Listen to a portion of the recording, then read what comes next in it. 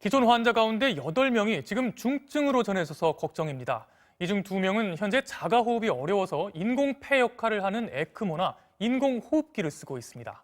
중증 환자가 점차 늘어나는 추세라 정부가 대응책 마련에 고심하고 있습니다.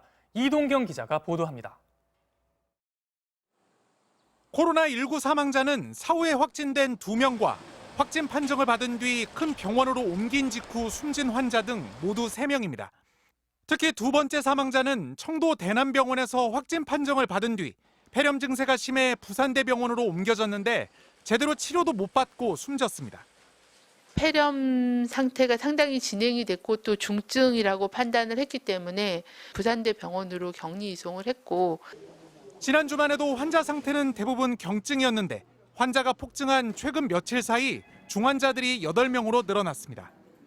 특히 자가호흡이 어려워 인공폐 역할을 하는 에크모를 쓰는 환자와 기도 삽관 후 인공호흡기를 쓰는 환자를 포함해 상태가 위중한 환자 2명도 포함되어 있습니다.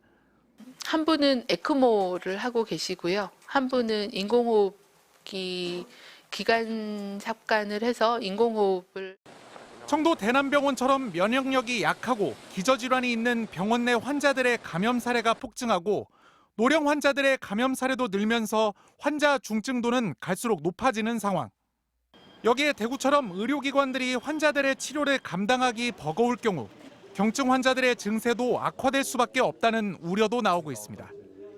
정부는 경증 환자도 모두 입원 치료시키겠다는 입장을 거듭 확인하면서도 중증 환자들은 상급 의료기관들로 옮기는 식의 의료기관 치료 분담 체계를 마련하고 있습니다.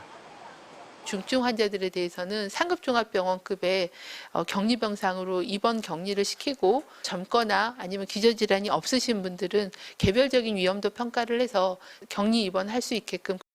경증은 경증대로 조기 치료하고 중증 환자들은 따로 집중 치료해 증세 악화를 막겠다는 취지입니다. 이런 가운데 25번째 확진 환자가 오늘 퇴원해 지금까지 완치 환자는 모두 18명으로 늘었습니다. MBC 뉴스 이동경입니다.